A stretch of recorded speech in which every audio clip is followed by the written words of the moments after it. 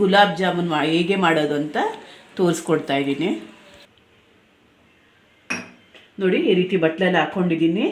ಇದಕ್ಕೆ ಸ್ವಲ್ಪ ಸ್ವಲ್ಪ ನೀರು ಹಾಕಿ, ಹಾಗೆ ನಾವು ಹಿಟ್ಟು ಹೇಗೆ ಕಲಿಸ್ಕೊತೀವಿ ಚಪಾತಿಗೆ ಆ ರೀತಿ ಸ್ವಲ್ಪ ಸಾಫ್ಟಾಗಿ ಕಲಿಸ್ಕೋಬೇಕು.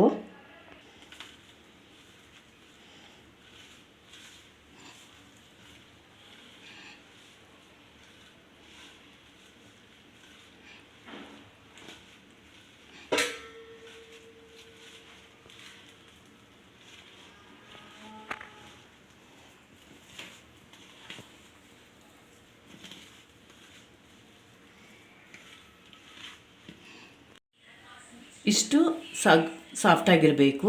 ತುಂಬ ಸಾಫ್ಟಾಗೂ ಇರಬಾರ್ದು, ತುಂಬ ಗಟ್ಟಿನೂ ಇರಬಾರ್ದು, ಇಷ್ಟು ಇರಬೇಕು ನೋಡಿ. ಇದನ್ನೊಂದು 10 ನಿಮಿಷ ನೆನೆಸಿಡಬೇಕು. ಒಂದು ಪಾತ್ರೆಗೆ 2 ಲೋಟ 3 ಲೋಟ ನೀರು ಹಾಕ್ತೀನಿ.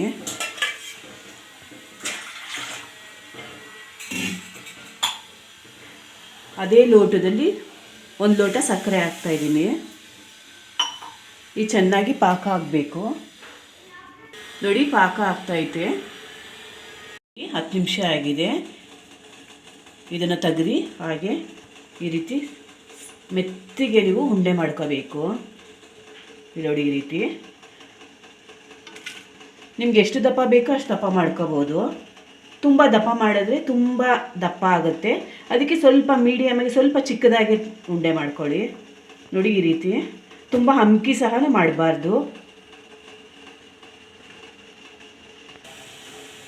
ನೋಡಿ. ಈ ರೀತಿ ಪಾಕ ಆಗ್ತಾ ಇದೆ. ಅದು ಚೆನ್ನಾಗಿ ಕುದಿಬೇಕು, ಕುದ್ರೇನೆ ಅದು ಪಾಕ ಬಿಟ್ಕೊಳ್ಳೋದು ನೋಡಿ. ಚೆನ್ನಾಗಿ ಕುದ್ದಿ ಪಾಕ ಆಗಿದೆ. ಇದನ್ನು ಆರಿಸಿ ತಣ್ಣಗಾಗೋವರೆಗೂ ನಾವು ಹಾಗೆ ಇಟ್ಕೋಬೇಕು ನೋಡಿ. ಈ ರೀತಿ ಸ್ವಲ್ಪ ಮೀಡಿಯಮಾಗಿ ಬಾಲ್ ಮಾಡ್ಕೊಂಡಿದ್ದೀನಿ. ತುಂಬ ದಪ್ಪ ಇದ್ದರೆ ಪಾಕದಲ್ಲಿ ಹಾಕಿದ್ರೆ ಏನಾಗುತ್ತೆ, ಇನ್ನೂ ದಪ್ಪ ಆಗಿಬಿಡುತ್ತೆ. ಇಷ್ಟಿದ್ರೆ ಸಾಕು. ಒಂದು ಕಡಾಯಲ್ಲಿ ಎಣ್ಣೆ ಕಾದಿದೆ ನೋಡಿ. ಒಂದೊಂದಾಗಿ ಹಾಕ್ಕೊತೀನಿ ನೋಡಿ. ಎಣ್ಣೆ ತುಂಬಾ ಕಾದಿರಬಾರ್ದು, ಮೀಡಿಯಮಾಗಿ ಕಾದಿದ್ರೆ ಓಕೆ. ಇದನ್ನ ಸ್ಲೋ ಫ್ಲೇಮ್ ಮಾಡ್ಕೊಳ್ಳಿ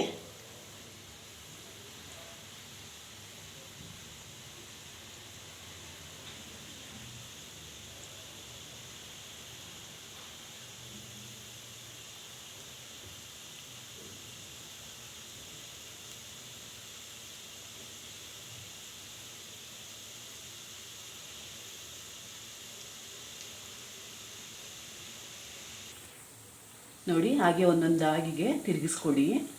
ಮೆತ್ತಿ ತಿರುಗಿಸ್ಕೊಡ್ಬೇಕು, ಇಲ್ಲಾಂದರೆ ಒಡೆದೋಗುತ್ತೆ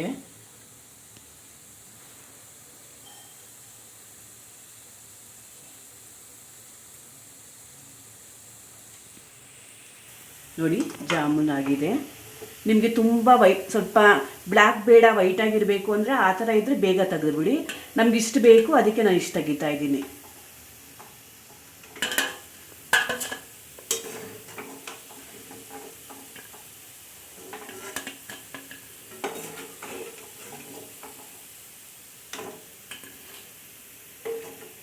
ನೋಡಿ. ಪಾಕ ತಣ್ಣಗಾಗಿದೆ.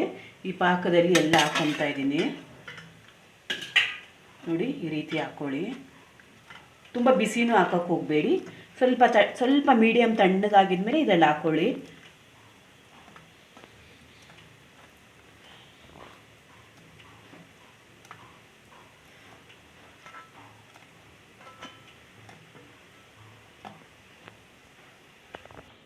ನೋಡಿ.